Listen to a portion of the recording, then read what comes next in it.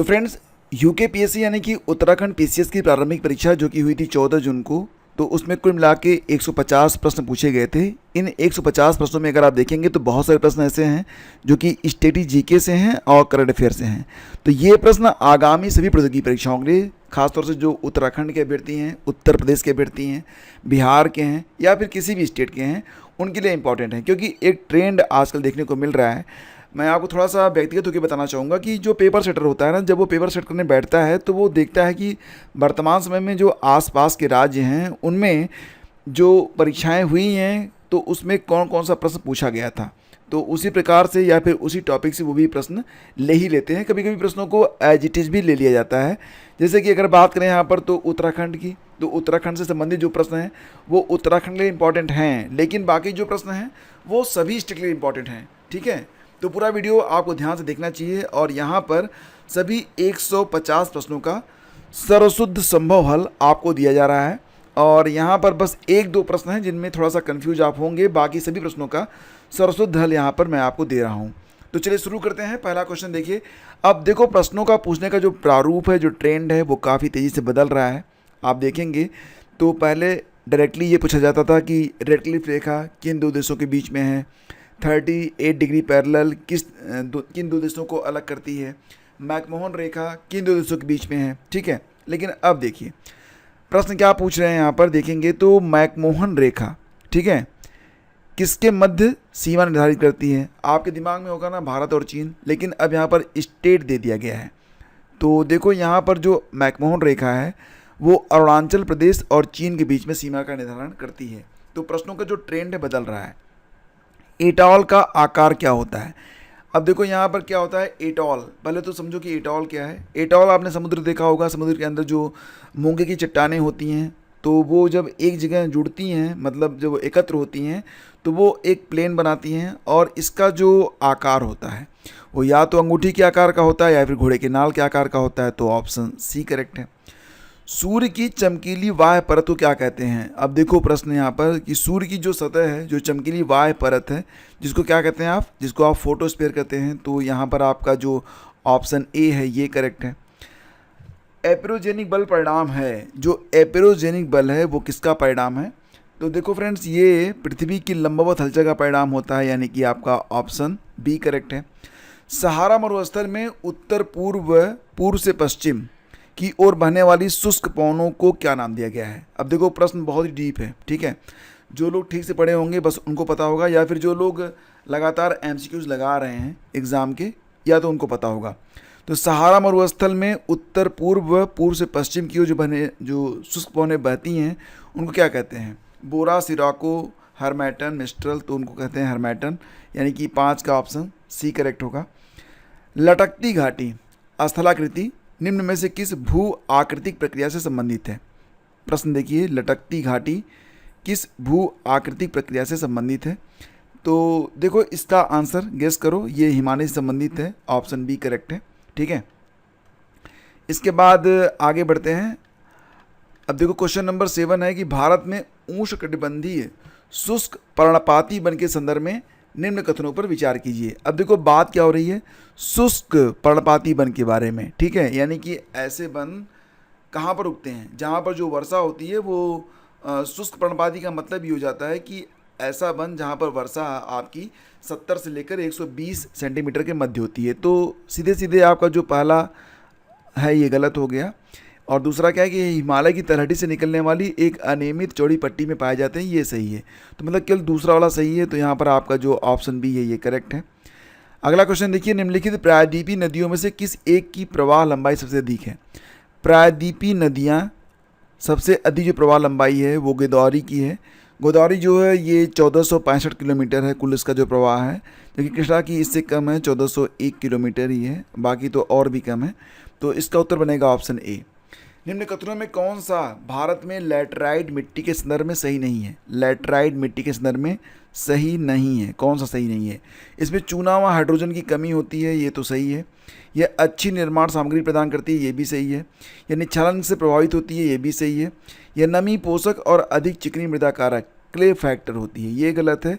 यानी कि आपका जो उत्तर बनेगा वो ऑप्शन डी बनेगा। ठीक है, गंगा का मैदान व असम घाटी में सामान्यतः कौन सा अपवाह प्रतिरूप पाया जाता है? अपवाह प्रतिरूप से संबंधित प्रश्न है।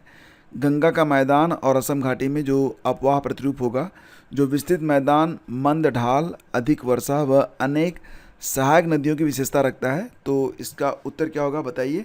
सही जवाब है ऑप्शन बी, द्रुमाकृतिक वृक्षाकार अपवाह प्रारूप। तो ऑप्शन बी करेक्ट है। देखो टॉपिक नोट करो और जो प्रश्न यहाँ पर आपको क्लियर नहीं हो रहे हैं तो उनको गूगल करके पढ़ लो, या फिर आपकी क्लासेज जो हैं ओनली जीएस मास्टर क्लास पर चल रही हैं उनको ज्वाइन कर लो, तो आपका जो जीएस होगा वो काफ़ी स्ट्रांग हो जाएगा। निम्न में कौन सा एक वन समूह भारत के सर्वाधिक क्षेत्र में विस्तृत है? कौन सा एक वन समूह है जो कि भारत के सर्वाधिक क्षेत्र में है? तो ये देखो, ये होता है उष्णकटिबंधीय शुष्क पर्णपाती वन जो होते हैं ना, ये सर्वाधिक पाए जाते हैं। इनको मौसमी वन कहते हैं, सदाबहार वन भी इनको कहा जाता है। ठीक है, और ये देखो है काबिनी नदी। प्रश्न देखो, अब कावेरी, नर्मदा, तापी, गोदावरी तो सभी लोग पढ़ते हैं। अब प्रश्न यहाँ पर हो गई है कि काबिनी नदी किसकी एक सहायक नदी है? तो इसका उत्तर हो जाएगा ऑप्शन ए, कावेरी की। ठीक है, जब कोरियालिसिस प्रभाव दाब प्रवणता बल द्वारा प्रतिभारित हो जाता है तो परिणाम स्वरूप उत्पन्न पवन को क्या कहते हैं? इनको कहते हैं भू स्थैतिक पवनें। ऑप्शन सी करेक्ट है। फिर आपका अगला क्वेश्चन है, निम्नलिखित में कौन सा स्थल जाड़ गंगा और भागीरथी नदी का संगम स्थल है? जाड़ गंगा और भागीरथी नदी का जो संगम स्थल है उसको क्या कहते हैं? तो दोस्तों उसको आप क्या कहेंगे बताओ? तो उसको कहेंगे आप यहाँ पर भैरव घाटी। ठीक है, खैर ये प्रश्न उत्तराखंड से संबंधित है तो उत्तराखंड के लिए बहुत ही इंपॉर्टेंट है। उल्टाधुरा दर्रा उत्तराखंड के निम्नलिखित हिमनदों में से किस एक के समीप स्थित है? नाम क्या है? उल्टाधुरा दर्रा। तो ये कहाँ पर है? तो देखो फ्रेंड्स, इसका जो विकल्प बी है यही सही हो सकता है। मैं यहीं पर कंफ्यूज हूँ थोड़ा सा। ठीक है, आप लोग बताओ कि क्या मैं सही हूँ? ये ऑप्शन बी मुझे सही लग रहा है। निम्नलिखित में से किसको परंपरागत, जहाँ पर कन्फ्यूजन होगा मैं बता दूंगा, ऐसा नहीं कि मैं मतलब ठोक के बोलूँगा कि भैया मैं सही हूँ। थोड़ा सा कंफ्यूज जहाँ पर होंगे हम लोग मिल कर लेंगे। ठीक है, बाकी जहाँ पर मैं बिल्कुल श्योर हूँ उनका सही से आंसर करेंगे। तो किसको परंपरागत रूप से उत्तराखंड में किसानों का सर्वोत्तम मित्र कहा जाता है? साल, टुन, भीमल या फिर ओक, ये सारे पेड़ हैं, इनमें इसी को कहा जाता है बांज। ठीक है, अगला क्वेश्चन है, गढ़वाल हिमालय में अधिक ऊंचाई वाले चारागाहों में अस्थायी आवासों को किन नाम से जाना जाता है? जो अस्थायी आवास बनते हैं अधिक ऊंचाई वाले चारागाहों में उनको क्या कहते हैं? तो दोस्तों उसको कहते हैं यहाँ पर खरसाल। Option D. भारत की जनगणना 2011 के अनुसार निम्नलिखित में कौन से कथन सत्य हैं? अब देखो यहाँ पर जनगणना से संबंधित प्रश्न आपने अक्सर देखा होगा, तो आप किसी भी स्टेट की तैयारी कर रहे हो जनगणना अच्छे से पढ़िए और ख़ास तौर से अपने स्टेट के बारे में तो बहुत ही कायदे से पढ़ लीजिए। ठीक है, और मिला जुला के पढ़ लीजिएगा। जैसे कि जहाँ जहाँ पर उत्तराखंड लिखा गया है वहाँ पर अगर उत्तर प्रदेश होता तो यूपी वाले क्या आंसर करते बताओ? तो फिलहाल ये देखो कि उत्तराखंड के उत्तरकाशी जिले में जनसंख्या घनत्व तो सबसे न्यूनतम है। तो देखो क्या कर रहे हैं कि उत्तरकाशी जिले में। ठीक है, तो ये तो आपका बिल्कुल सही है। उत्तराखंड में रुद्रप्रयाग जिले का लिंगानुपात सर्वाधिक है, ये गलत है आपका। तो अब देखो यहाँ पर एलिमिनेशन मेथड यूज कर लेते हैं, मतलब दूसरा गलत है तो देखेंगे कि दो कहाँ कहाँ पर है। अब देखो यहाँ पर पहले में 2 है और बी में भी 2 है और सभी कथन गलत है, तो सी में भी आपका 2 आ रहा है, तो तीनों को गलत कर देंगे और इस मेथड से कथन एक सत्य है। ठीक है, तो बस एक कथन आपका यहाँ पर सत्य है। इसके बाद देखते हैं अगला क्वेश्चन क्या है कि उत्तराखंड के किस राष्ट्रीय पार्क को 2015 में प्रोजेक्ट टाइगर स्कीम में सम्मिलित किया गया है? मतलब कौन सा ऐसा नेशनल पार्क है 2015 में जिसको प्रोजेक्ट टाइगर स्कीम में डाला गया है? तो ये राजाजी राष्ट्रीय पार्क है, आपने पढ़ा होगा। कुल जनसंख्या में अनुसूचित जनजाति की जनसंख्या के प्रतिशत, ये सेंसस 2011 का क्वेश्चन है, के अनुसार जिलों को अवरोही क्रम में सुव्यवस्थित किया गया है। तो सही विकल्प का चयन करें। अब देखो अवरोही क्रम क्या होता है? आरोही होता है ज़्यादा से कम और ये होता है क्रम से ज़्यादा। ठीक है, तो ये ऑप्शन ए सही है। ऊधम सिंह नगर, फिर देहरादून, फिर पिथौरागढ़, फिर चमेली। दुर्मी ताल उत्तराखंड के किस जनपद में है? दुर्मी ताल जो है ये उत्तराखंड के चमोली जनपद में है, ये आप जानते होंगे। जनपदों को महिला साक्षरता दर के अनुसार आरोही क्रम में, अब क्या है आरोही क्रम है ना, तो आरोही का मतलब कम से ज़्यादा, सुव्यवस्थित किया गया है। सही विकल्प क्या होगा? महिला साक्षरता कहाँ पर सबसे कम है और फिर कहाँ पर सबसे ज़्यादा है, यही क्रम यहाँ पर आपको बताना है। इसका आंसर बनेगा उत्तरकाशी, फिर ऊधम सिंह नगर, फिर चमोली, फिर नैनीताल। तो सबसे ज़्यादा नैनीताल में, सबसे कम उत्तरकाशी में है। निम्नलिखित सरिताओं में से कौन सी गिरथी नदी की सहायक नदी है? गिरथी नदी की सहायक नदी पूछ रहा है, तो इसका आंसर क्या होगा? ये है आपका कियोगाड़। और पौधारोपण हेतु मैती आंदोलन किसने प्रारंभ किया था? कल्याण सिंह रावत ने। विकल्प बी आपका सही है। इसके बाद अगला क्वेश्चन है कि दूधा तोली पर्वत श्रेणी द्वारा पृथक किए गए नदी बेसिनों के सही युग्म का चुनाव करें। दूधा तोली पर्वत श्रेणी जो है वो कौन कौन से नदी बेसिन है जिनको अलग करती है? तो इसका जो उत्तर बनेगा भागीरथी और भिलंगना बेसिन नदी घाटी, नयार और अगलार बेसिन नदी घाटी, पिंडार और रामगंगा बेसिन नदी घाटी, या भिलंगना और मंदाकिनी। तो थोड़ा सा कन्फ्यूजन है मुझे यहाँ पर। ये दूसरा प्रश्न है, मैंने कहा था कि 2-3 प्रश्न हैं, तो इसका उत्तर हम लोग नहीं देते हैं। देखते हैं कि आयोग इसका उत्तर क्या देता है। फिर आगे बढ़ते हैं। वन सर्वेक्षण रिपोर्ट 2021 के अनुसार उत्तराखंड में निम्नलिखित में किस जनपद का वनाच्छादित क्षेत्र सर्वाधिक है? अब देखो यहाँ पर वन क्षेत्र वाला जो प्रश्न है वो बार बार पूछा जा रहा है, तो इसको आप लोग अच्छे से तैयार करो, किसी भी स्टेट के हों, ठीक है, अपने स्टेट के मुताबिक। तो वन सर्वेक्षण रिपोर्ट 2021 के अनुसार उत्तराखंड में निम्नलिखित में से किस जनपद का जो वनाच्छादित क्षेत्र है वो सर्वाधिक है? जनपद के कुल भौगोलिक क्षेत्रफल का वनों के अंतर्गत प्रतिशत के हिसाब से इसको मैनेज करना है। तो देखो इसको जो इसका आंसर बनेगा वो ऑप्शन बी है, रुद्रप्रयाग। ठीक है, ये रुद्रप्रयाग सही होगा। भारतीय संविधान के अनुसार कौन राज्य का प्रमुख होता है? राज्य मतलब देश का, तो राष्ट्रपति होता है। भारतीय संविधान का निम्न में से कौन सा भाग केंद्र और राज्य के मध्य जो संबंध है वो भाग 11 में है? Option D. लोक लेखा समिति का मुख्य कार्य होता है कैग के वार्षिक प्रतिवेदनों की जांच करना। जो नियंत्रक महालेखा परीक्षक होते हैं उनका जो वार्षिक प्रतिवेदन होता है उसकी जांच कौन करता है? पीएससी, लोक लेखा समिति। अगला क्वेश्चन है कि किस शहर में दक्षिण पूर्व एशियाई सहयोग संगठन आसियान का मुख्यालय है? तो आसियान का मुख्यालय कहाँ पर मिलेगा? जकार्ता, बाली, मनीला, हनोई में। तो इंडोनेशिया की राजधानी जकार्ता में है आसियान का मुख्यालय। और कौन सी संधि लागू होने के वर्ष से मेल नहीं खाती है? मतलब कौन सी ऐसी संधि है जो कि लागू होने के वर्ष से मेल नहीं खाती है? तो इसका उत्तर क्या होगा? देखो सामरिक शस्त्र परिसीमन या जो यारताएँ वाला है तो ये 1979 में लागू हुआ था। ठीक है, ये दूसरा वाला ये लागू हुआ था 1979 में, बाकी सब सही है। परमाणु अप्रसार संधि 1970 में, आंशिक परमाणु परीक्षण प्रतिबंध संधि 1963 में, न्यूक्लियर मुक्त समुद्र तल संधि 1972 में, लेकिन ये वाला है 1979 में। तो ये आपका आंसर बनेगा ऑप्शन बी।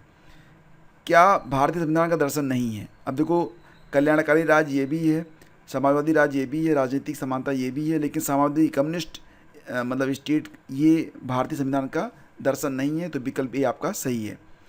26 नवंबर 1949 को अंगीकृत भारतीय संविधान की प्रस्तावना में निम्न में से कौन से शब्द सम्मिलित नहीं थे? ध्यान से देखो 1949 में 26 नवंबर के दिन जो भारतीय संविधान अंगीकृत किया गया था तो प्रस्तावना में कौन से शब्द सम्मिलित नहीं थे? आपको याद होगा ना कि जो 1976 में संविधान संशोधन हुआ था 42वां वाला, उसमें कुछ नए शब्द ऐड किए गए थे प्रस्तावना में। तो कौन कौन से शब्द नहीं थे? तो 33। इसका उत्तर क्या बनेगा? बी। ठीक है, 2, 3, 4 मतलब विश्वसनीय, समाजवादी और गैर धार्मिक, ये नहीं थे इसमें। और राष्ट्रपति द्वारा अध्यादेश लाए जाने की शक्ति के संदर्भ में कौन सा कथन सही नहीं है? सही नहीं है, थोड़ा सा ध्यान देना, क्वेश्चन जल्दबाजी में मत पढ़ना नहीं तो गलत हो जाएगा। इसका आंसर है ऑप्शन डी। राष्ट्रपति देखो क्या है कि यह संसद की विधायी शक्ति से जुड़ा हुआ है, करेक्ट है। अध्यादेश के बारे में अनुच्छेद 123 में इसका उल्लेख है, ये भी सही है। संसद के सत्र के दोबारा शुरू होने के 6 सप्ताह बाद प्रभावी हो जाएगा, ये भी सही है। राष्ट्रपति द्वारा इसे कभी वापस ये राष्ट्रपति कभी भी वापस ले सकता है, तो ऑप्शन डी आपका आंसर है। नदियों एवं उन पर बनी हुई जल विद्युत परियोजनाओं को जो है आपको यहाँ पर सुमेलित करना है। ठीक है, तो कैसे करेंगे सुमेलित? यहाँ पर देखो ये जो कोटेश्वर है, कोटेश्वर जाएगा आपका भागीरथी पे परियोजना, कोटेश्वर परियोजना जो है भागीरथी से संबंधित है। और इसके बाद देखेंगे तो जो आपका कुल्लर है, कुल्लर कहाँ है? ये आसन नदी पर है। ठीक है, और इसके बाद देखेंगे तो तपोवन विष्णुगाड ये धौली पर है। और इसके बाद विष्णुप्रयाग बच रहा है तो ये अलकनंदा पर जाएगा। तो इस प्रकार से देखेंगे तो विकल्प डी आपका यहाँ पर करेक्ट है। आपका अगला क्वेश्चन है कि कौन अब अस्तित्व में नहीं है? राष्ट्रीय महिला आयोग बिल्कुल है, अल्पसंख्यक आयोग भी है, राष्ट्रीय मानवाधिकार आयोग भी है, योजना आयोग की जगह नीति आयोग आ गया है, तो ये अस्तित्व में नहीं है। सी हमारा आंसर होगा। किस लोकसभा ने अपना 5 वर्ष का कार्यकाल पूरा नहीं किया। अब देखो यहाँ पर जो 13वीं लोकसभा थी, 13वीं लोकसभा ये 1999 में आई थी और ये रही थी कब, 2004 तक रही थी। आपको लग रहा होगा यहाँ पर कि 5 साल पूरे हुए, लेकिन 6 महीने पहले ही ये विघटित हो गई थी। तो थोड़ा सा डीप में जाके आपको ये भी याद रखना पड़ेगा कि कौन सी लोकसभा पूरी थी, कौन सी अधूरी थी। संविधान के निम्न में से किस अनुच्छेद के अंतर्गत अंतर्राज्यीय परिषद की स्थापना की गई है। अंतर्राज्यीय परिषद की स्थापना के बारे में क्वेश्चन है और इसका उत्तर है अनुच्छेद 263। ठीक है, संविधान का जो अनुच्छेद 263 है उसी के अंतर्गत अंतर्राज्यीय परिषद की स्थापना की गई है। भारत में रहने वाले ब्रिटिश नागरिक को निम्न में से कौन सा अधिकार प्राप्त नहीं है। भारत में रहने वाले ब्रिटिश नागरिक को कौन सा अधिकार नहीं मिलेगा। व्यापार एवं व्यवसाय की स्वतंत्रता, विधि के समक्ष समानता, प्राण एवं दैहिक स्वतंत्रता, धार्मिक स्वतंत्रता। तो यहाँ पर जो आपका आंसर बनेगा वो ऑप्शन ए बनेगा। ठीक है, और राष्ट्रपति के पास निम्न में से किन पर विनियम बनाने की शक्ति है। तो विनिमय जो बनाया जा सकता है राष्ट्रपति के द्वारा कहाँ कहाँ पर। तो फ्रेंड्स इसका जो उत्तर बनेगा वो क्या बनेगा, देखो ये एक पर बन सकता है। ठीक है, दादरा एवं नगर हवेली, दमन और दीव पर भी बनेगा और पुडुचेरी पर बनेगा। ठीक है, तो इसका जो उत्तर है वो डी रहेगा। 40 का उत्तर डी बनेगा। फिर 41वां क्वेश्चन देखते हैं। भारत के संविधान के निर्माताओं का मस्तिष्क निम्नलिखित में से किसमें परिलक्षित होता है। अब ध्यान से पढ़ो तो संविधान जो बना रहे थे उनके दिमाग में क्या था, मतलब ये प्रश्न है यहाँ पर। एग्जैक्टली प्रस्तावना से हमें सब कुछ पता चल जाता है, तो विकल्प ए आपका यहाँ पर करेक्ट है। फिर आगे बढ़ते हैं। क्वेश्चन नंबर 42 है कि कौन भारत के यूनेस्को रचनात्मक शहरों में एक नहीं है। भारत के जो यूनेस्को का रचनात्मक शहर है कौन उनमें से एक नहीं है, ये प्रश्न है। तो देखो वाराणसी भी शामिल है, कोझिकोड भी शामिल है, चेन्नई और पुणे में से कौन सा एक शामिल नहीं है, ये प्रश्न है यहाँ पर। तो पुणे अभी शामिल नहीं है, बाकी तीनों शामिल हैं। ठीक है, यूनेस्को का जो रचनात्मक शहर है उसमें भारत के 8 शहर शामिल हैं। क्या आप बता सकते हैं कि ये 8 शहर कौन कौन से हैं? आगे बताता हूँ आपको। संघ लोक सेवा आयोग के अध्यक्ष को निम्नलिखित में से किसके द्वारा पद से हटाया जा सकता है। अभी अभी आपने देखा है कि जो मनोज सोनी जी हैं उन्होंने यूपीएससी के अध्यक्ष के पद से अपने कार्यकाल के पूरा होने के लगभग 4-5 महीने पहले ही उन्होंने इस्तीफा दे दिया है। तो इस्तीफा उन्होंने किसको भेजा है, उन्होंने भेजा है राष्ट्रपति को। तो ऑप्शन भी ही सही है। राज्य के नीति निर्देशक सिद्धांतों के बारे में कौन सा कथन सही नहीं है। यह राज्य का कर्तव्य है कि कानून निर्माण में इन सिद्धांतों को लागू करे। यह देश के सुशासन में मौलिक हैं। यह राज्य पर एक कानूनी कर्तव्य लागू करते हैं। यह विधायिका और कार्यपालिका के लिए केवल निर्देश है। तो एग्जैक्टली इसमें जो आंसर है वो ऑप्शन सी है। यह राज्य पर एक कानूनी कर्तव्य लागू नहीं करते हैं, बाकी सब बातें यहाँ पर सही हैं। कौन उत्तराखंड का प्रथम मुख्यमंत्री था। उत्तराखंड का पहला मुख्यमंत्री कौन बना था। अब यूपी वाले बता दें कि यूपी का जो पहला मुख्यमंत्री था कौन था।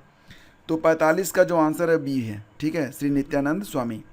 उत्तराखंड की पहली विधानसभा में निम्न में से महिला विधायकों की कितनी संख्या थी। उत्तराखंड की जो पहली विधानसभा थी उसमें महिला विधायक कितनी चुनी गई थी, 46। तो ये चुनी गई थी डी, मतलब 4। ठीक है, अब वर्तमान समय में अगर आपसे पूछा जाए कि जो 18वीं लोकसभा है इसमें कितनी महिलाएं चुनी गई हैं एमपी के तौर पर, तो आप बताओ। लोकसभा के अध्यक्ष के संबंध में कौन सा कथन सही नहीं है।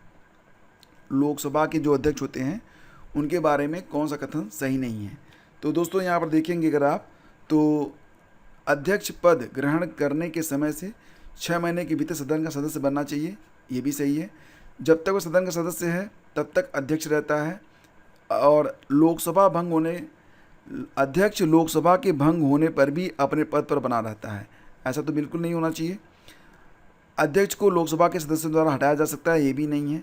तो यहाँ पर जो आपका उत्तर है 47 का वो क्या बनेगा, वो बी हो सकता है। ठीक है, फिर इसके बाद देखेंगे अगला क्वेश्चन है। उत्तराखंड राज्य के निम्नलिखित में से कौन सी लोकसभा सीट अनुसूचित जाति के लिए आरक्षित है, 48। और इसका आंसर है अल्मोड़ा, ऑप्शन सी। केंद्र सरकार में उत्तराखंड से निम्न में कौन वर्ष 2019 में मानव संसाधन विकास और शिक्षा मंत्री थे। 2019 में उत्तराखंड से थे, तो नाम तो आपको याद ही होगा इनका, ये हैं रमेश पोखरियाल निशंक। भारतीय खाद्य सुरक्षा मिशन यानी कि नेशनल फूड सिक्योरिटी मिशन ये कब शुरू किया गया था? 2007-8 में शुरू किया गया था। ये बिल्कुल याद रखना, ऐसे प्रश्न बार बार पूछे जा रहे हैं। और कुछ टॉपिक तो आप देखेंगे, अगर 2023 का जो यूपी पीसीएस है ना, जो लोग उसका रिवीजन करके गए होंगे उनको कम से कम 10 प्रश्न मिले होंगे। ना विश्वास हो तो आप देख लेना, मतलब उठा के यूपी पीसीएस 2023 का जो एग्ज़ाम हुआ था, 24 का तो हुआ नहीं है, 23 वाला देख लेना, ठीक है। विदेशी मुद्रा प्रबंधन विनिमय फेमा कब अस्तित्व में आया? ये बार बार पूछा जा रहा है, फेमा कब अस्तित्व में आया। तो ध्यान देना कि ये बहुत इंपॉर्टेंट क्वेश्चन है, 1973 में। अब पिछली बार तो ये पूछा गया था कि फेमा का फुल फॉर्म क्या है, ठीक है। तो ये भी एग्ज़ाम के लिए बहुत इंपॉर्टेंट क्वेश्चन है। Prevention of money laundering act PMLA के संबंध में कौन सा सही नहीं है? इसमें काले धन के सृजन से संबंधित सभी मुख्य अपराध सम्मिलित हैं। कर चोरी एवं तस्करी मनी लॉन्ड्रिंग की परिभाषा से बाहर रखे गए हैं। अब देखो ये सही नहीं है, ठीक है, यही हमारा उत्तर हो जाएगा। इस अधिनियम के दायरे में आने वाले केस गैर जमानती होते हैं। आपने देखा है कि दिल्ली के जो मुख्यमंत्री हैं वो भी इसमें फंस गए हैं। मनी लॉन्ड्रिंग डायरेक्टर को वित्तीय संस्थाओं द्वारा संधारित रिकॉर्ड बनाने का अधिकार नहीं है। तो मतलब इसमें जो ऑप्शन है बी, ये आपका करेक्ट है। वैश्विक अर्थव्यवस्था में ब्रिक्स का महत्वपूर्ण है। वैश्विक अर्थव्यवस्था में जो ब्रिक्स है वो काफ़ी महत्वपूर्ण है। ब्रिक्स के बारे में 4 कथन दिए गए हैं। कह रहे हैं कि कौन सा सही नहीं है, ये बताना आपको सही नहीं कौन सा है। तो आप देखिए यहाँ पर, देखो क्या है इसमें कि इसमें विश्व की जनसंख्या का 40% से अधिक भाग आता है। ब्रिक्स में पूरी दुनिया की जो जनसंख्या है उसके 40% इसमें आ जाता है, तो ये तो बिल्कुल सही है। इसके बाद देखिए, इसमें विश्व के कुल सकल घरेलू उत्पाद का लगभग 24% आता है, ये भी सही है। और वैश्विक व्यापार का लगभग 46% इसमें आता है, तो ये गलत है आपका, ठीक है। तो ये जो है आपका गलत है, ये 18% होना चाहिए था, मात्र 18%, ठीक है। और प्रथम ब्रिक्स बैठक जो थी 2009 में रूस में हुई थी, ये भी सही है। तो उत्तर क्या बन रहा है? उत्तर बन रहा है सी। सतत विकास रिपोर्ट 2023 के अनुसार भारत का रैंक यानी कि स्थान क्या है? सतत विकास रिपोर्ट 2023 के अनुसार भारत की रैंक क्या है? तो फ्रेंड्स रैंक है यहाँ पर मतलब 112 है, याद रखिएगा। प्रधानमंत्री किसान सम्मान निधि पीएम किसान योजना प्रभाव में कब आई थी? तो ये प्रभाव में आई थी फरवरी 24, 2019 से। राष्ट्रीय जनसंख्या नीति 2000 के अनुसार, राष्ट्रीय जनसंख्या नीति 2000 के अनुसार स्थिर जनसंख्या की स्थिति को प्राप्त करने का जो दीर्घकालीन लक्ष्य था वो कब तक का था? तो फ्रेंड्स ये रखा गया था ऑप्शन डी, यानी कि 2045 तक, ठीक है। तो विकल्प आपका सही होगा डी। फिर आगे बढ़ते हैं, अगला क्वेश्चन देखिए। निम्नलिखित में कौन दक्षिण एशियाई वरीयता व्यापार करार यानी कि साप्टा का सदस्य नहीं है? दक्षिण एशियाई वरीयता व्यापार करार साप्टा का सदस्य कौन सा नहीं है? तो देखो साप्टा में कौन कौन से देश आते हैं? मालदीव, बांग्लादेश, नेपाल, भारत, अफगानिस्तान भी आता है, श्रीलंका और भूटान आता है, ठीक है। तो यहाँ पर देखेंगे तो चीन नहीं है, ये आपका उत्तर बनेगा। इसके बाद देखिए, किसी अर्थव्यवस्था में खाद्य और ऊर्जा की कीमतों सहित कुल मुद्रास्फीति का माप क्या कहलाता है? खाद्य और ऊर्जा की कीमतों सहित जो कुल मुद्रास्फीति होती है उसका माप जो होता है वो शीर्ष यानी कि हेडलाइन, ये विकल्प ए वाला सही होगा। कौन नीति आयोग की शासी परिषद के भाग नहीं है? नीति आयोग का जो शासी परिषद है उसका भाग कौन नहीं होता है? तो फ्रेंड्स इसमें सभी राज्यों के मुख्यमंत्री शामिल होते हैं। दिल्ली और पुडुचेरी के मुख्यमंत्री भी शामिल होते हैं। राज्यों के राज्यपाल नहीं आएंगे क्योंकि मुख्यमंत्री तो ऑलरेडी आ रहे हैं। अंडमान और निकोबार द्वीपों के लेफ्टिनेंट जो गवर्नर होते हैं जिनको आप एलजी कहते हैं वो भी शामिल होते हैं। तो ए, बी, डी शामिल होंगे, सी शामिल नहीं होंगे, ये आपका उत्तर बनेगा सी। अगला क्वेश्चन है, कौन उत्तराखंड उच्च न्यायालय में मुख्य न्यायाधीश नहीं रहे हैं? मुख्य न्यायाधीश नहीं बने हैं, मतलब सारे नाम याद रखो। उत्तराखंड उच्च न्यायालय, अब यूपी वाले तो काफ़ी लंबा हो जाएगा, तो फिलहाल जो हाल के हैं उनको तो बिल्कुल याद रखना है आपको। तो यहाँ पर देखो जो उत्तर है वो है पंकज पुरोहित, ऑप्शन डी करेक्ट है। फिर आगे बढ़ते हैं, उत्तराखंड का कितना प्रतिशत भाग मैदानी है? ठीक है 61, और इसका आंसर है 14% मात्र। कौन सा कार्यक्रम राष्ट्रीय संपोषणी कृषि मिशन NMSA से संबंधित नहीं है? तो देखो इसका जो उत्तर है वो HSHC है, ठीक है, ये ऑप्शन बी आपका करेक्ट है। उत्तराखंड में UTDB की स्थापना किसको प्रोत्साहन देने के लिए की गई थी? उत्तराखंड में जो UTDB बनी थी इसकी स्थापना किसको प्रोत्साहन देने के लिए की गई थी? तो फ्रेंड्स इसका उत्तर बनेगा पर्यटन को। ठीक है, तो यहाँ पर खुद ही जो है मतलब टूरिज्म से संबंधित शब्द जुड़ा हुआ है, तो उसको ध्यान दीजिएगा आप लोग। इसके बाद है कि वर्ष 2022-2023 में उत्तराखंड के किस जनपद का मछली उत्पादन में प्रथम स्थान है? उत्तराखंड का कौन सा जनपद है जहाँ पर मछली उत्पादन सर्वाधिक है? तो इसका उत्तर है ऊधम सिंह नगर। उत्तराखंड में किस जिले में कुल भौगोलिक क्षेत्रफल का सर्वाधिक वन आवरण है? तो सर्वाधिक वन आवरण प्रतिशत के बारे में बात हो रही है, तो इसमें देखो रुद्रप्रयाग है, लेकिन सही उत्तर में नैनीताल भी आ सकता है। तो देखेंगे आयोग क्या मानता है। ठीक है, तो 65 का उत्तर ए या बी में से कोई एक हो सकता है। उत्तराखंड सरकार ने राजकोषीय उत्तरदायित्व एवं बजट प्रबंधन अधिनियम कब पारित किया था? उत्तराखंड सरकार ने राजकोषीय उत्तरदायित्व एवं बजट प्रबंधन अधिनियम कब पारित किया था? तो दोस्तों इसे पारित किया गया था कब? 2005 में। इसके बाद देखेंगे NFHS national family health survey 2019-21 सर्वेक्षण के आधार पर उत्तराखंड में जो बहुआयामी गरीबी है 2019-21 के बीच में वो कितनी थी? तो फ्रेंड्स इसका आंसर है 9.67%। गीगाहर्ट्ज़ शब्द कंप्यूटर की किस विशेषता का सूचक है? तो ये उसका जो पावर होता है ना उसको दिखाता है। 68 का आंसर बनेगा रफ्तार। ठीक है, अब इसके बाद देखेंगे निम्न में कौन सी 5वीं जनरेशन की AI प्रोग्रामिंग भाषा है? तो ये प्रोलाग है, ऑप्शन डी करेक्ट है 69 का। इसके बाद आप देखेंगे यहाँ पर तो 74 तक जो प्रश्न हैं ये थोड़े से मतलब दूसरे तरीके के हैं, रीजनिंग और मैथ के क्वेश्चन हैं, इनको छोड़ते हैं, आगे बढ़ते हैं। 75 पे आइए। जनगणना 2011 के अनुसार उत्तराखंड के किस जनपद में महिला साक्षरता दर सबसे कम थी? महिला साक्षरता दर सबसे कम तो ये थी उत्तरकाशी में, ऑप्शन सी सही है। कौन सी एक सबसे अधिक क्रियाशील धातु है? मतलब सबसे अधिक क्रियाशील धातु कौन सी है? तो ये इसमें आप देखेंगे सोडियम, पोटेशियम, कैल्शियम और आयरन में।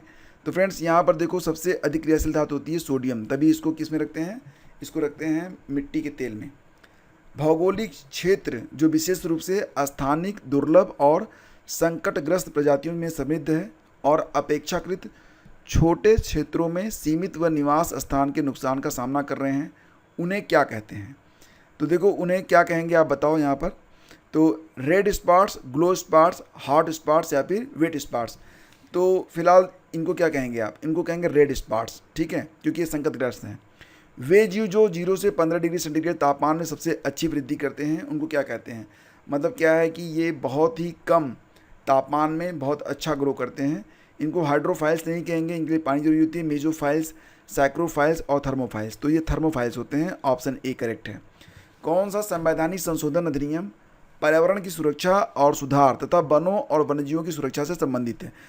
तो प्रश्न क्या है? कौन सा संवैधानिक संशोधन अधिनियम, ठीक है, संवैधानिक संशोधन अधिनियम पर्यावरण की सुरक्षा और सुधार, वनों और वन्यजीवों की सुरक्षा से संबंधित है? तो संविधान से संबंधित कौन सा संशोधन था ये? तो फ्रेंड्स इसका आंसर बताओ आप। 1972, 1974, 1976 या फिर 1978। तो इसमें जो आपका उत्तर बनेगा कौन सा बनेगा? 1970। तो इसका उत्तर हो जाएगा 1976। ठीक है, ऑप्शन सी करेक्ट है। कौन हाइड्रोफाइट्स को आर्द्र भूमि और दलदल में पनपने में मदद करता है जहां समय समय पर जलस्तर में जमाव, मतलब जो जलस्तर होता है उसमें उतार चढ़ाव होता रहता है? तो फ्रेंड्स इसका आंसर बनेगा, क्या बनेगा देखो, राइजोमैट्स जड़ें, जलमग्न जड़ें, एरेनकाइमा ऊतक या फिर राइजोफोर। तो इसमें जो राइजोमैट्स जड़ें होती हैं, ऑप्शन ए करेक्ट है। ग्लोबल वार्मिंग में विभिन्न ग्रीन हाउस गैसों का सापेक्ष योगदान नीचे दिया गया है, गलत जोड़ी की पहचान करें। तो 81 का आंसर क्या होगा? 81 में देखेंगे तो ग्लोबल वार्मिंग में विभिन्न ग्रीन हाउस गैसों का सापेक्ष योगदान दिया गया है। अब इसमें CH4 20% है, CFCs 14% है, CO2 40% है, N2O 6% है। तो एग्जैक्टली गलत जोड़ी की पहचान क्या है? इसमें जो आपका CO2 है ना ये 76% होता है, सबसे सर्वाधिक यही होता है। ठीक है, 76%। तो आपका उत्तर बनेगा ऑप्शन सी। एंटीबायोटिक शब्द किसके द्वारा गढ़ा गया था? इसका उत्तर बनेगा ऑप्शन डी, सेलमैन बॉक्समैन ने सबसे पहले एंटीबायोटिक शब्द का प्रयोग किया था। कब किया था? 1942 में किया था, 1942 में किया था। तो फ्रेंड्स अगला क्वेश्चन है कि निम्नलिखित में किसका उपयोग किडनी प्रतिरूपण के लिए प्रतिरक्षा दमनकारी के रूप में किया जाता है? तो इसका उत्तर बनेगा ऑप्शन डी, मोनोक्लोनल प्रतिरक्षी। ठीक है, क्वेश्चन नंबर 86 है, निम्न में कौन सा युग्म सुमेलित नहीं है? गोविंद वन्यजीव विहार 1955, फूलों की घाटी 1982, केदारनाथ वन्यजीव विहार 1979, अस्कोट वन्यजीव विहार 1986। तो इसमें जो केदारनाथ वन्यजीव विहार है ये 1972 में है, ठीक है। केदारनाथ ये कब है? 1972 में है। तो बाकी यही हमारा उत्तर है। कौन सा युग्म सम्मिलित नहीं है? सोना नंदी वन्यजीव विहार पौड़ी गढ़वाल में है। तो इसका जो उत्तर बनेगा 87 का बनेगा सी। गोवंद वन्यजीव विहार ये चमोली गढ़वाल, ये जो है सही नहीं है, बल्कि ये कहाँ पर है? गोवंद वन्यजीव विहार आपको मिलेगा उत्तरकाशी में। कहाँ पर मिलेगा? उत्तरकाशी में मिलेगा आपको। 2024 के लोकसभा चुनाव के दौरान मालोगाम नाम के जिस पोलिंग स्टेशन पर एक ही वोटर था वो किस राज्य में स्थित है? तो देखो ये प्रश्न बड़ा इंपॉर्टेंट है और इसका उत्तर बनेगा ऑप्शन सी, ये अरुणाचल प्रदेश में है। एक रेडियोधर्मी पदार्थ की अर्ध आयु 4 महीना है। इस पदार्थ का 3/4 भाग क्षय होने में कितना समय लगेगा? तो देखो ये समय लगेगा इसमें 8 महीने का। ऑप्शन बी करेक्ट है। अगर कोई रेडियोधर्मी पदार्थ है उसकी अर्ध आयु 4 महीना है तो इसका जो 3/4 भाग है उसके क्षय होने में 8 महीना लगेगा, और इसका ऑप्शन बी करेक्ट है। अगला क्वेश्चन है, प्रवासी भारतीय दिवस या एनआरआई डे भारत में हर वर्ष किस तिथि को मनाया जाता है? ये बताना है आपको। तो फ्रेंड्स ये बहुत ही आसान सा क्वेश्चन है, 9 जनवरी को होता है, आपको पता ही है। मार्च 2024 में किसने सीमा सुरक्षा बल की पहली महिला निशानेबाज के रूप में इतिहास में अपना नाम दर्ज करवाया है? तो देखो जो करंट अफेयर है मार्च का है, ठीक है। सीमा सुरक्षा बल की पहली महिला निशानेबाज के रूप में। अब देखो ये महिला स्नाइपर बनी है सुमन कुमारी, ऑप्शन सी करेक्ट है। ये याद रखना, ये काफ़ी इंपॉर्टेंट क्वेश्चन है, मुझे लग रहा है कि एग्जाम में डायरेक्टली ये पूछा जाएगा, ठीक है। इसके बाद है कि अंतर्राष्ट्रीय बौद्धिक संपदा सूचकांक 2024 में भारत का स्थान क्या है? तो भारत का स्थान इसमें कितना है? 42वां है, ऑप्शन डी करेक्ट है। मिशन दिव्यास्त्र निम्नलिखित में किसमें संबंधित है? जो मिशन दिव्यास्त्र है वो किससे संबंधित है? तो फ्रेंड्स ये जो है विकल्प ए सही है, MRRV तकनीक से संबंधित है, विकल्प ए सही है। फरवरी 2024 में कौन सा बैंक समाचारों में था जिसने अपना प्रथम सतत अस्थायी वित्त बांड इश्यू जारी करके $300 मिलियन जुटाए थे? तो ये प्रश्न बड़ा इंपॉर्टेंट है। फरवरी 2024 में बैंक जिसने अपना प्रथम सतत अस्थायी वित्त बांड जारी किया था और $300 मिलियन जुटाए थे, तो ये HDFC बैंक था, यानी कि विकल्प ए सही है। उर्दू कवि गुलजार के अलावा 58वां ज्ञानपीठ पुरस्कार किसको दिया गया था? तो ये जगत गुरु रामभद्राचार्य जी को दिया गया था, ऑप्शन सी सही है। भारत सरकार ने ओ स्मार्ट योजना को 2026 तक बढ़ा दिया है, इसका उद्देश्य क्या है? जो ओ स्मार्ट योजना है इसका उद्देश्य क्या है? तो फ्रेंड्स ओ स्मार्ट स्कीम, तो ये महासागर विकास से संबंधित है, ठीक है, ओशियन, ठीक है। तो यहाँ पर जो ये हो गया ऑप्शन डी, ये आपका बिल्कुल सही होगा। इसके बाद देखते हैं अगला क्वेश्चन, ज्योति अत्रे से पहले माउंट एवरेस्ट पर चढ़ने वाले सबसे उम्रदराज भारतीय महिला का रिकॉर्ड किसके नाम था? अब देखो ज्योति अत्रे तो आ गई हैं, तो बस यही लोग याद रखेंगे, इनके पहले का रिकॉर्ड लोग भूल जाएंगे, एग्जाम में यही आ गया है। तो संगीता बहल जी का नाम याद रखिएगा, ऑप्शन बी, ठीक है। और किस शहर में 37वें राष्ट्रीय खेलों का उद्घाटन अक्टूबर 2023 में किया गया था? तो जो 37वें राष्ट्रीय खेल थे उनका उद्घाटन कहाँ पर किया गया था? आपको याद होगा ना, गोवा में हुआ था इस साल। इसके बाद आगे बढ़ते हैं, 19वें एशियन गेम्स हांगझाओ 2023 में भारत को कुल कितने स्वर्ण पदक मिले थे? तो आपको याद होगा कुल 28, विकल्प ए सही है। फरवरी 2024 में यूनाइटेड किंगडम के किंग चार्ल्स तृतीय से मानद नाइटहुड प्राप्त करने वाले पहले भारतीय नागरिक कौन है? तो इसका उत्तर बनेगा ऑप्शन बी, सुनील भारती मित्तल। कौन सी फिल्म 96वें एकेडमी अवार्ड में सर्वश्रेष्ठ एनिमेटेड फीचर फिल्म के खिताब की विजेता थी? अब आपसे पूछेंगे फीचर फिल्म, तो वो तो सबको याद है, लेकिन अब पूछ रहा है कि एनिमेटेड, तो ये थी the boy and the heron. Daniel Kahneman जिनका मार्च 2024 में निधन हुआ था, ठीक है। अब देखो डेथ वाले में तो क्रम पूछ लिया था पिछली बार, तो थोड़ा सा ध्यान से पढ़ो इसको। डेनियल काहनेमन जिनका मार्च 2024 में निधन हुआ था, 2002 में नोबेल पुरस्कार उनको मिला था, किसमें? अर्थशास्त्र मिला था। तो जिनका डेथ हुआ रहे भैया उनके बारे में जानो। इसके बाद राष्ट्रीय युवा संसद महोत्सव 2024 में प्रथम पुरस्कार किसने जीता था? तो ये भी देखो यतिन भास्कर दुग्गल, पक्का लोग इसको छोड़ दिए होंगे पढ़ाई करते समय, और वही एग्जाम में आ गया है। अंतरिक्ष यात्री ओलेग कोनेनेको जिसने सबसे अधिक समय तक अंतरिक्ष में रहने का विश्व रिकॉर्ड तोड़ा है, वो रूस से हैं, ऑप्शन डी। 2023 में यूनेस्को की रचनात्मक शहर नेटवर्क यानी कि UCCN सूची में किस भारतीय शहर को साहित्य के शहर के रूप में शामिल किया गया है? तो ये आपका कोझिकोड है, केरल वाला। अब तक कुल मिला के 8 शहर शामिल हैं यूनेस्को के UCCN में, यानी कि रचनात्मक शहर नेटवर्क में। और इसमें जो पहला सर्च जुड़ा था 2015 में जयपुर था शिल्प और लोक कला के लिए, दूसरा था वाराणसी 2015 में संगीत के लिए, फिर 2017 में चेन्नई जुड़ा, 2019 में मुंबई जुड़ा था फिल्मों के लिए, 2019 में हैदराबाद, 2021 में श्रीनगर शिल्प और लोक कला के लिए, 2023 में 2 जुड़े थे, एक संगीत के लिए ग्वालियर और ये साहित्य के लिए जुड़ा गया था कोझिकोड को। सेना में आर्टिफिशियल इंटेलिजेंस एआई का दायित्वपूर्ण उपयोग पर पहला अंतर्राष्ट्रीय शिखर सम्मेलन किस देश में संपन्न हुआ? अब बहुत ही अच्छा प्रश्न है ये, इसका जो आंसर है फटाफट बताइए आप लोग, और इसका आंसर क्या होगा बताओ। तो देखो फ्रेंड्स, ये हुआ था आपका द हेग में, और द हेग कहाँ पर है? तो ये नीदरलैंड में है, यानी कि इस क्वेश्चन का जो विकल्प डी है ये आपका बिल्कुल सही है, विकल्प D. Bay of Bengal Initiative for Multi Sectoral Technical and Economic Cooperation, चलो उत्तर ही दे दिया है, कभी कभी तो बिम्स्टेक की फुल फॉर्म ही पूछ ली जाती है, तो याद रखो इसको। Bay of Bengal Initiative for Multi Sectoral Technical and Economic Cooperation, BIMSTEC का जो अस्थायी सचिवालय है कहाँ पर है? तो ये ढाका में है, ठीक है, ऑप्शन सी करेक्ट है। फिर है कि किस पुस्तक ने अंतर्राष्ट्रीय बुकर पुरस्कार 2024 जीता है? तो कैरोस ने जीता है, ठीक है, कैरोस ने मार्च 2024 में। अच्छा, कुछ लोगों ने अभी हाल ही में देखा होगा कि जो यूपीपीएससी की परीक्षा हुई थी 30 जून को सहायक नगर नियोजक वाली, उसमें भी ये प्रश्न पूछा गया था, ठीक है। मार्च 2024 में किस कंपनी ने शैक्षिक प्लेटफॉर्म उडेसिटी को अधिकृत किया है? तो एक्सेंचर ने किया है, ऑप्शन सी। तिलू रौतेली राज्य पुरस्कार 2023 से सम्मानित निवेदिता कार्की का संबंध किस खेल से है? जो निवेदिता कार्की हैं ये क्या खेलती हैं?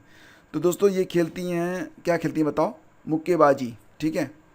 भारतीय निर्वाचन आयोग द्वारा आम चुनाव 2024 के लिए घोषित 7 चरणों में से किस चरण में उत्तराखंड में चुनाव हुए थे? तो पहले चरण में ही हुए थे। उत्तराखंड का निम्नलिखित में से कौन सा नृत्य या उत्सव यूनेस्को की अमूर्त विरासत सूची में शामिल है? उत्तराखंड का है, गुजरात वाला होता तो आप तो तुरंत लगा देते हैं आंसर। अब उत्तराखंड का कौन सा नृत्य या उत्सव है जो कि यूनेस्को की अमूर्त विरासत सूची में शामिल है? तो ये आपका पहला वाला है, यानी कि रम्माड़। उत्तराखंड की पहली महिला मुख्य सचिव किसे नियुक्त किया गया है? तो इसका उत्तर बनेगा ऑप्शन बी, राधा रतूड़ी को। पूर्णागिरी नामक हिंदू धर्म तीर्थ उत्तराखंड के किस जिले में है?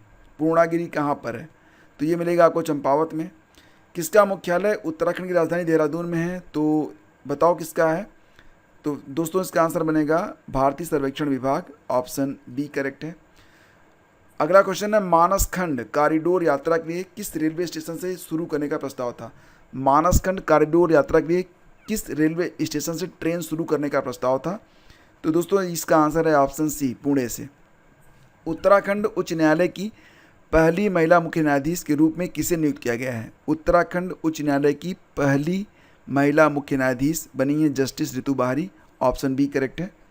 इसके बाद है, अंतर्राष्ट्रीय ओलंपिक समिति ने लॉस एंजलिस ओलंपिक गेम्स 2028 में किन नए खेलों का प्रस्ताव स्वीकृत किया है? 118। इसका आंसर बनेगा, बताओ कौन सा है?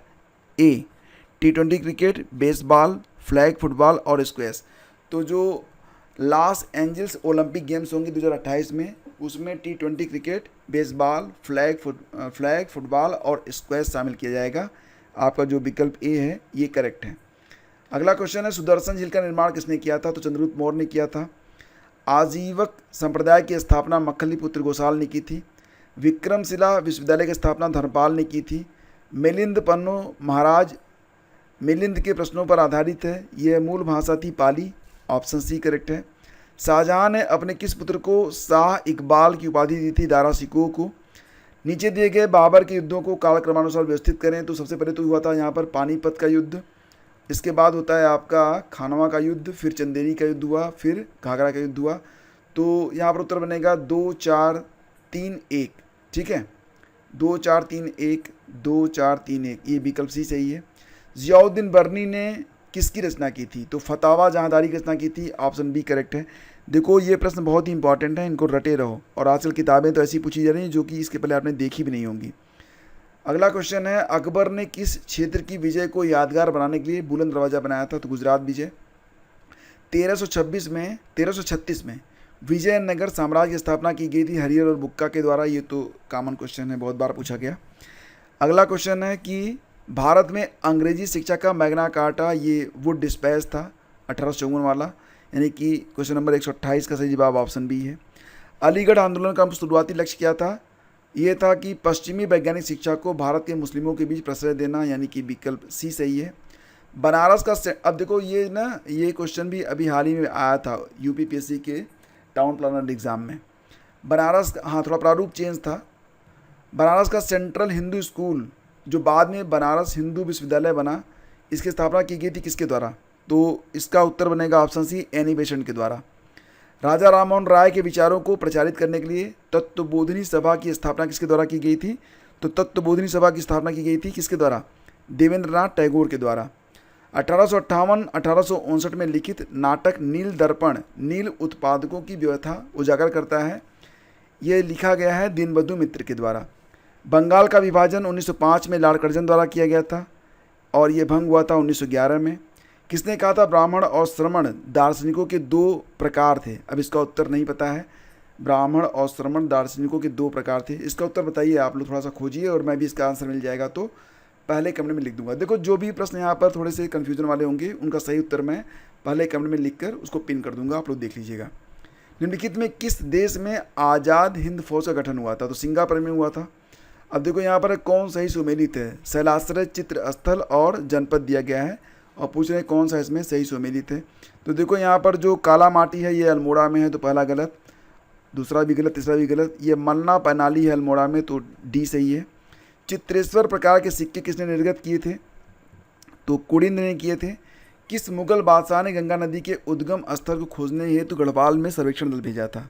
मुगल बादशाह था, गंगा नदी का उद्गम स्थल खोजने के लिए गढ़वाल में सर्वेक्षण दल भेजा था। किसने भेजा था? तो ये भेजा था अकबर ने, ठीक है। कौन गढ़वाल का राजकुमार मुगल दरबार में मनसबदार नियुक्त किया गया था? तो ये मेदिनी शाह था। कुमाऊं वाटर रूल्स किस वर्ष लागू किए गए थे? तो फ्रेंड्स ये लागू हुआ था कब? 1917 में लागू हुआ था, ठीक है। इसके बाद टिहरी रियासत में किस डिप्टी कमिश्नर के अधीन ठाकुर जोत सिंह नेगी बंदोबस्त अधिकारी के रूप में नियुक्त किए गए थे? इसका उत्तर नहीं मिला। गढ़वाल के इतिहास में किस परमार शासक को गर्भभंजन के रूप में जाना जाता है? गढ़वाल के इतिहास में किस परमार शासक को गर्भभंजन के रूप में जाना जाता है? तो ये थे कत्यूरी, क्या नाम था? महिपति शाह। इसके बाद है आपका अगला क्वेश्चन कि कौन सा राजवंश तालेश्वर ताम्र शासनों से संबंधित है? कौन सा राजवंश तालेश्वर ताम्र शासनों से संबंधित है? दिए है आपका पौरव वंश। बाड़ाहाट शक्ति स्तंभ अभिलेख निम्न में से किससे संबंधित है? तो ये संबंधित है दोस्तों सेन वर्मन से, ठीक है। इसके बाद है अगला क्वेश्चन कि उत्तराखंड में चौमू देवता की मूर्ति पूजा दुधारी मवेशियों की सुरक्षा के लिए की जाती है। अगला क्वेश्चन है किन दो राज्यों के मध्य तामा दौड़ का युद्ध लड़ा गया था? दो राज्य थे जिनके बीच में तामा दौड़ नामक युद्ध लड़ा गया था। तो इसका उत्तर है कुमायूं और गढ़वाल के बीच में। फिर आपका अगला क्वेश्चन है कि अल्मोड़ा में आयोजित कुमायूं परिषद के प्रथम अधिवेशन की अध्यक्षता किसने की थी? कुमायूं परिषद की जो प्रथम अधिवेशन था उसकी अध्यक्षता किसके द्वारा की गई थी? तो फ्रेंड्स ये की गई थी जयदत्त जोशी के द्वारा। समता समाचार पत्र के संस्थापक कौन थे? 48 है, इसका आंसर है समता के हरिप्रसाद टमटा थे। और लवणता सबसे अधिक किसमें है? तो देखो यहाँ पर उत्तर बनेगा आपका डी। और खुदाई खिदमतगार वाला जो प्रश्न पूछा गया था इसका आंसर ऑप्शन बी था, खान अब्दुल गफ्फार खान ने खुदाई खिदमतगार की स्थापना की थी। तो ये 150 प्रश्न हैं। कुछ प्रश्नों के उत्तर थोड़े से कन्फ्यूजन वाले हैं, उनका सही उत्तर मैं आपको पहले कमेंट में लिख दूंगा। और मुझे पूरा विश्वास है कि इस सेशन से आपको बहुत फ़ायदा होगा। और अगर ये PDF आप डाउनलोड करना चाहते हैं तो इसका लिंक वीडियो के डिस्क्रिप्शन में है, या फिर आप study-with-gyanprakash.com पर विजिट करके इसकी PDF को डाउनलोड कर सकते हैं। वीडियो अच्छा लगा है तो इसे प्लीज़ लाइक और शेयर ज़रूर कर दीजिएगा। आपका बहुत बहुत धन्यवाद। चैनल पर पहली बार हैं और इसी प्रकार की वीडियोज़ आपको पसंद आते हैं तो सब्सक्राइब कर लीजिएगा।